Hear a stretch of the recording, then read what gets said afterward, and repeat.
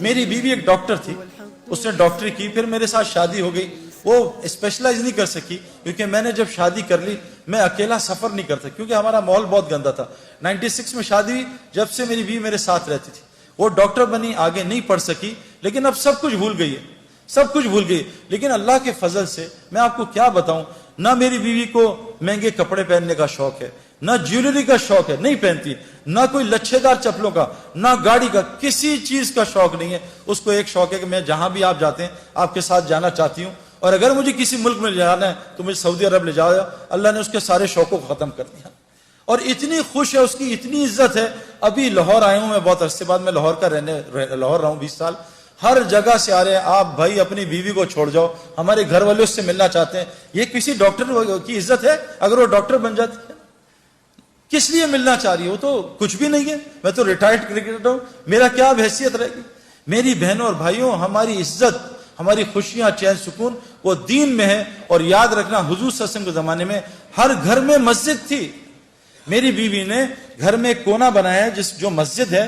اس کمرے میں نہ تصویر ہے، نہ میرے گھر میں ویسے ٹی وی الحمدللہ ہے نہیں، تصویر نہیں، لیکن میری بیوی نے جہاں وہاں چیزیں، کتابیں بھی رکھی ہیں بچوں کی، تصویروں پہ پینسل ماری ہوئی ہے، پینسل، دوائیوں پہ پینسل ماری ہے، وہاں نوٹ بھی نہیں رکھتی، پیسے بھی نہیں رکھتی. وہ مسجد ہے، نہ اس میں تصویر ہے نہ خرافات ہیں. اور وہاں میری بیوی وہ اعمال کرتی ہے جو میں مسجد میں جا کے سیکھتا ہوں، وہ میری بیوی وہاں اعمال کرتی ہے. میں آپ کو بتا نہیں سکتا کہ میرے گھر میں میرے غیر حاضرین چور بھی آئے ہیں. کیا ہوا؟ میں کیونکہ سب ریکارڈ ہو رہا ہے، میں بزرگ نہیں بننا چاہتا، لیکن میں آپ کو بتا نہیں سکتا کیسے میرے گھر میں نہ ہونے کے باوجود اللہ نے میری بیوی کی حفاظت کی. ہم ڈیفنس میں رہتے ہیں، بس سیکیورٹی کا بہت پرابلم ہے.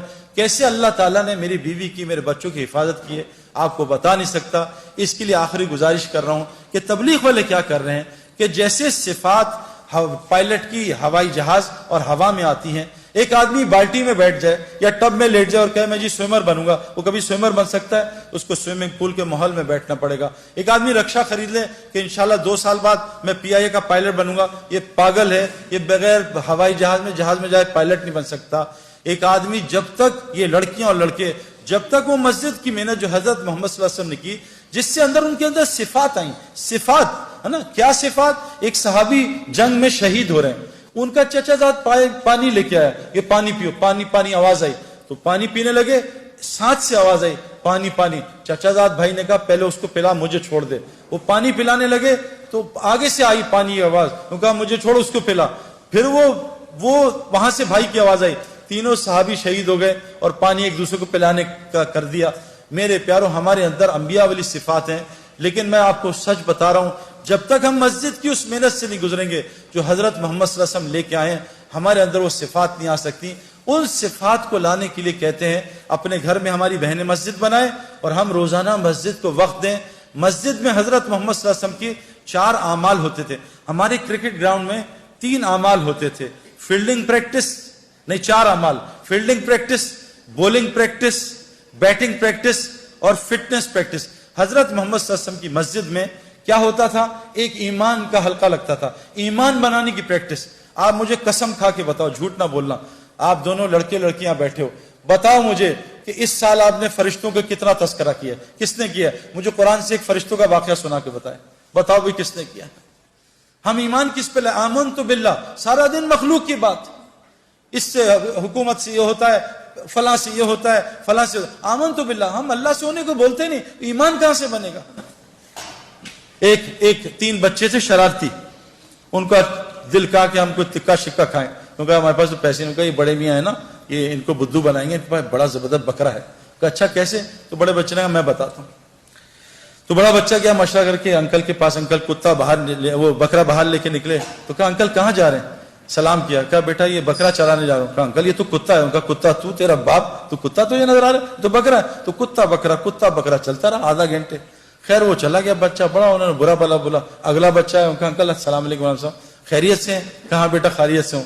کہا کہاں جا رہے؟ کہا بیٹا بکرا چلانے. کہا انکل یہ تو کتا ہے. کہا کتا تو ہوگا، تیرا فلاں کتا بکرا. وہ چلتی رہی تکرار کتے بکرے. وہ تیسرا بچہ ہے کہ انکل السلام علیکم وعلیکم السلام، آپ پریشان لگ رہے ہیں. کہا بیٹا یہ 2 پاگل کے بچے آئے ہیں، میرے بکرے کو کتا کہہ رہے ہیں. انکل یہ کتا ہی تو ہے. انہوں نے مارا گا، کتا ہی بکرا ہی دے دیا. جب بار بار میں آپ میں سے کسی کو کہوں نا یار تم پیلے لگ رہے ہو، تم پیلے 5 منٹ میں 10 دفعہ کہوں گا، آپ چھٹی دفعہ شیشہ یار پیلا تو کہیں نہیں ہو گیا، سعید بھائی پیلا کہہ رہے ہیں۔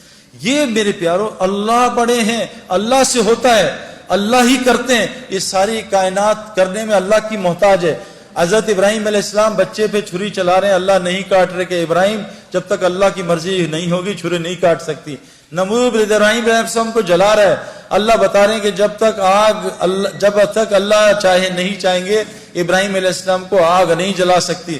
میرے پیارو جب تک ہم یہ روزانہ باتیں نہیں کریں گے آمنت باللہ کہ ساری کائنات اللہ کی محتاج ہے، اللہ بغیر ماں باپ کے بچہ پیدا کر سکتے ہیں، آدم علیہ السلام بغیر بچے کے عیسیٰ علیہ السلام کو پیدا کر سکتے ہیں، بغیر ماں کے اماں حوا کو پیدا کر سکتے ہیں، پہاڑی سے حاملہ اونٹنی نکال سکتے ہیں، اللہ کو اونٹ اونٹنی کی ضرورت نہیں ہے، بغیر موسم کے حضرت مریم کو پھل کھلا سکتے ہیں، مچھلی کے پیٹ میں یونس علیہ السلام کو 40 دن زندہ رکھ سکتے ہیں۔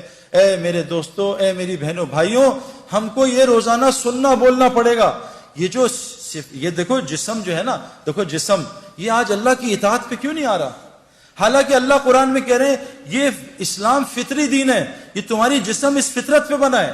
آنکھ جیسی لڑکی دیکھے نظر نیچی ہو جائے، یہ فطرت ہے۔ آنکھ کا نابہم لڑکیوں کو دیکھنا فطرت کے خلاف ہے، اسی لیے تو دل بے چین ہوتا ہے۔ حرم میں گئے، حرم میں غلط پارکنگ کر دی اور حرم کی نماز پڑھی شیخ سدیس کے پیچھے، ایک مخلوق کا حکم توڑا، اب نماز میں بے چین ہے، یار گاڑی غلط پارک کر دی۔ ایک مخلوق کے حکم توڑنے سے حرم کی نماز میں دل بے چین ہے۔ میرے پیارو خالق کا تم حکم توڑ کے ہم چین آ جائے گا ہمیں؟ خالق کہہ رہے ہیں لڑکیوں نظریں نیچی رکھو، مردوں کو مت دیکھو، قرآن ہے یہ، سورہ نور اٹھائیں، اے مومن مردوں نظریں نیچی کرو، لڑکیوں کی طرف نہ دیکھنا۔ اور یہ میں آپ کو کنفرم بات بتا رہا ہوں، میری بات یہاں سے جائے گی، یہاں سے نکل جائے گی، وہ لڑکے لڑکیاں جو نامحرم کو دیکھتے ہیں ان کو ہدایت ساری دنیا کے ولی مل جائیں، ہدایت نہیں دے سکتے۔ یہ سب سے بڑی بیماری اس وقت معاشرے کی میرے اندر بھی تھی، میں نے ان کو بند کیا 4 مہینے، تو میں آپ کو بتاؤں اللہ نے کیا دکھایا۔ میں شوگر کے انجیکشن لگواتا رہا دنیا میں، لیکن رسگلے گلاب جامن نہیں چھوڑے۔ میرا علاج کوئی ڈاکٹر کر سکتا ہے؟ سب سے بڑا مسئلہ یہ، سب سے بڑی برائی، موسیٰ علیہ السلام شعیب علیہ السلام کی بیٹیوں کا پانی نکال رہے ہیں، وہ 2 یا 3 بیٹیاں، کتنی تھی؟ 2 تھیں، 3 بیٹیاں تھیں، ان کا پانی نکال رہے ہیں، تو بیٹیاں کہہ رہی تھی چلو ابا کے پاس، ہماری مدد کی ہے۔